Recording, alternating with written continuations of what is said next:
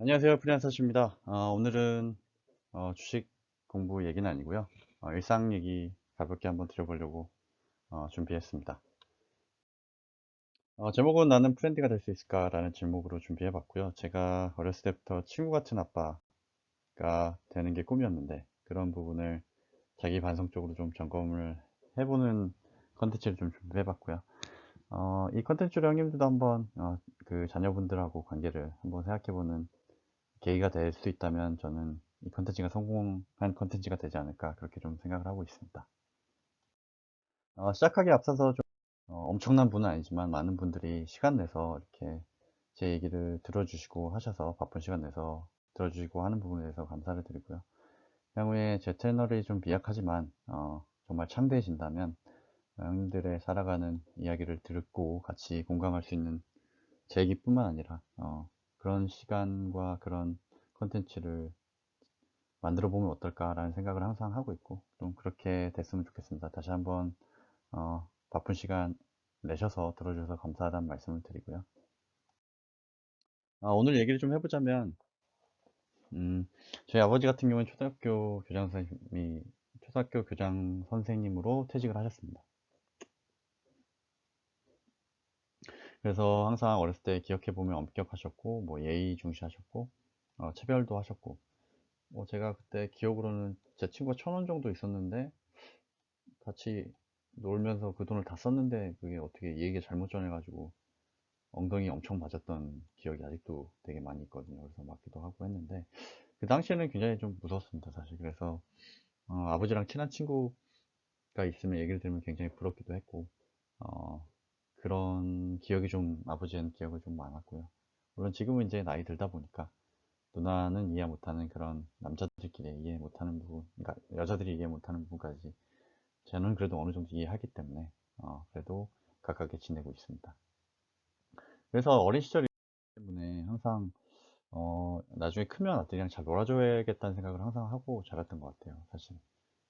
물론 뭐 이런 생각도 했지만 그래서 와이프가 항상 좀 애랑 놀아줘야 된다는 강박 같은 게 있다라고 뭐 얘기도 하더라고요. 그래서 문제다라고 말을 하는데 뭐 진짜 이런 생각이 어렸을 때부터 해서 그런지 모르겠습니다.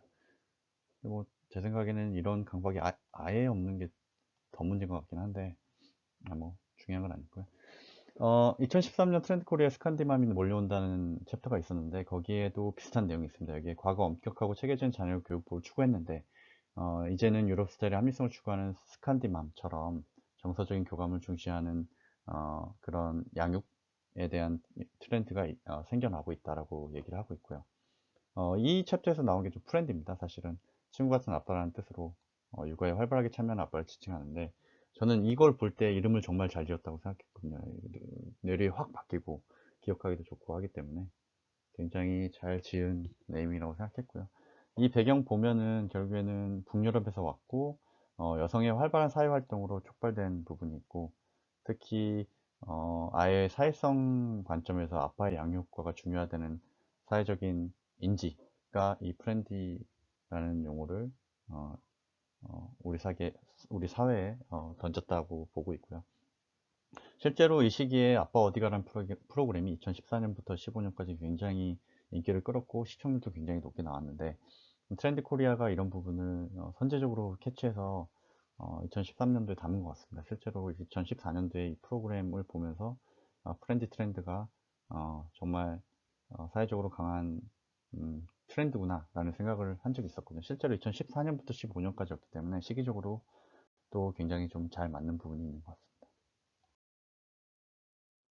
제가 좀 자료를 보다 보니까 학술적으로 있는 건 아니지만 이 기사에서 좀 발견했는데 시대 변화에 따른 바람직한 아버지의 역할이라는 부분이 있더라고요. 그래서 90년대 같은 경우에는 집안을 일으키는 경제적 자립을 중시한 측면에서 아무 말 없이 눈밭을 헤쳐나간 아버지가 바람직한 아버지였다라고 좀 표현이 되어 있고 2000년대 같은 경우에는 지금도 물론 희생이 자녀를 키우는 데 있어서 중요하게 생각되는 가치지만 요새는 그래도 본인들 삶도 굉장히 중시하는 밸런스가 있어서 그 당시에는 자신이 보지 못하더라도 자녀에게 좋은 모습을 보게 해주는 아버지가 2000년대 아버지상이었다. 이게 점점 사실 어려워지는데, 이제 2010년부터는 친구 같은 아버지 모습도 있어야 되고, 경제적 성공을 해서 자녀가 성공할 토대를 마련해준다. 아, 그러니까 주식 공부도 열심히 하셔야 되고, 읽어보시면서 프렌디도 되셔야 되는 그런 어려운 아버지 상을 만족시켜야 되는 시대를 저희 40대들이 살고 있지 않나 그런 생각을 좀 하고 있고요. 그래서 개인적으로 지금 시점에 그 제가 어렸을 적부터 가졌던 다짐에 대한 답변을 내놓는 생각을 해봤는데 한참을 좀 고민했습니다. 사실 근데 결론적으로는 노력은 하고 있지만 좀 아닌 것 같다라고 결론했고요. 아쉽게도 그 배경에는 아들의 직접적인 피드백이 있었고 잔소리가 너무 많고 무서울 때가 너무 많고 엄마가 좋다. 이보다 더 명확한 피드백이 있을까 싶을 정도로 명확한 피드백을 해줬고 자기 반성적으로 봤을 때는 제가 좀 미지근해야 되는데 잘해줄 때는 좀 화내 잘해주다가 제가 좀 마음에 안 들고 피곤하고 이러면은 진짜 찬바람 쌩쌩 불 정도로 혼내는 이런 걸 봤을 때 사람이 향상성이 없다. 뭐 다른 말로 하면은 욱한다 해서 아들 입장에서는 스트레스를 많이 받을 수도 있죠. 제가 항상 뭐 해놓고 미안하다고 하긴 하는데 저 미안하다는 표현은 잘하는 편입니다. 근데 이게 반복되다 보면은 이제는 어, 이것도 싫겠죠, 사실은. 그래서 좀 반성을 해보고요. 그래도 노력을 하고 있다는 게 사실은 제가 이전 영상에서도 첫째 아들하고 이제 단둘이 여행 가서 얘기도 많이 하고 포켓몬 카드도 사주고 이렇게 하면서 점수를 좀 따려고 노력했는데 결국에는 이 두 번째 부분 평소에 생활하는 부분을 잘해야 스스로 판단할 때 아들 피드백도 좋게 바로 오진 않겠지만 아들 피드백 플러스 내 스스로 자기 반성적으로 봤을 때도 예스라고 말할 수 있지 않을까 그런 생각이 좀 들었습니다. 그러면 원인은 뭘까라고 생각했을 때 제가 앞에서 좀 언급하긴 했지만 기본적으로 아이 육아를 할 때 갈등 상황이 기본적으로 존재를 하고요.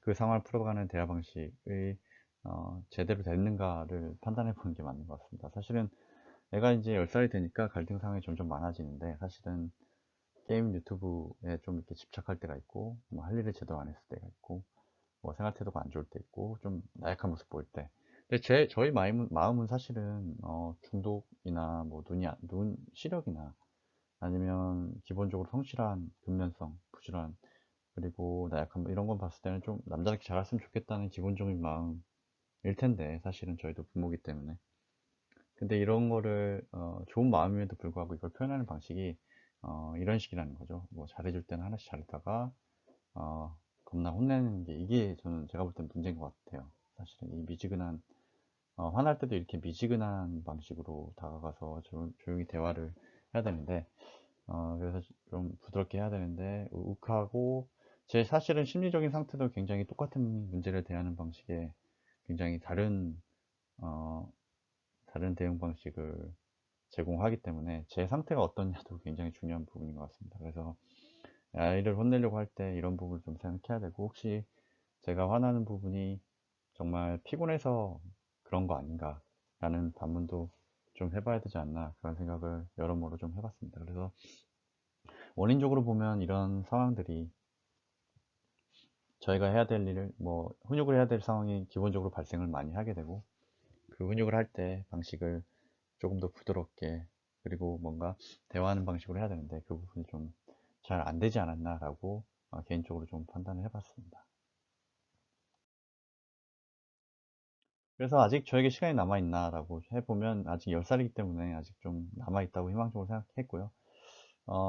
저만의 결론은 제 스스로 뭔가 프렌드가 됐다고 자부하는 것보다는 결국에는 아이가 올바르게 자라나는 것이 훨씬 중요하다라고 결론이 되더라고요.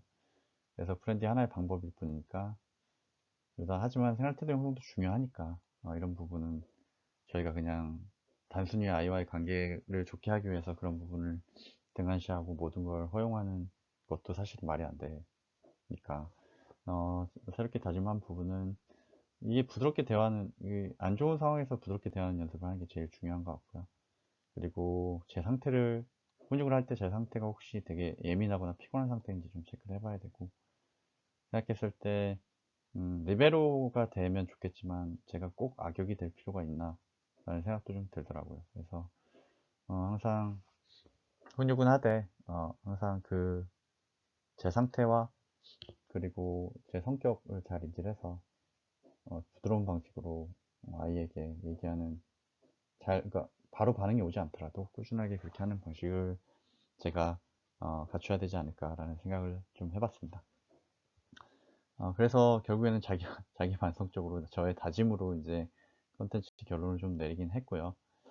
한 가지 바람이 있다면 사실은 이렇게 고민했다는 걸 좀 언젠가는 기억을 해줬으면 좋겠다라는 생각이 좀 들었습니다. 사실은 이 사실 육아라는 게 티도 안 나고 기록으로 남지는 않지만 아마 이 컨텐츠가 남겠죠. 이 컨텐츠를 보고 애가 아빠는 내 얘기를 왜 허락도 없이 올렸어라고 하던가 아니면 이런 고민을 했었구나 라고 할 수 있겠다는 생각이 들더라고요. 그래서 육아라는 게 사실은 굉장히 힘들고 제 주변 보더라도 아이랑 사이가 더 나빠질까봐 싫은 소리를 아예 안 하는 아버지도 있고 하기 때문에 굉장히 좀 어려운 부분인 것 같아요. 제가 뭐 선배님들도 있지만 선배님 항상 하시는 말씀이 애들이 금방 커서 이제는 어, 정말 유년기에 관계를 잘 맺어놓지 않으면 뭐 어느 정도 머리가 컸을 때는 정말 힘들다 이런 얘기를 하시는데 그래도 끝까지 한번 노력을 해보고 어, 이렇게 좀 관계를 잘 구축할 수 있도록 노력을 해보겠습니다. 오늘 제가 준비한 컨텐츠는 여기까지고요. 형님들도 뭐 일도 그렇고 육아도 그렇고 투자도 그렇고 뭐 형수님하고 관계도 그렇고 여러모로 고생이 많으신데 항상 파이팅 하시고요. 저희 채널은 항상 40대를 응원하는 그런 채널이 되도록 노력하겠습니다. 네, 감사합니다.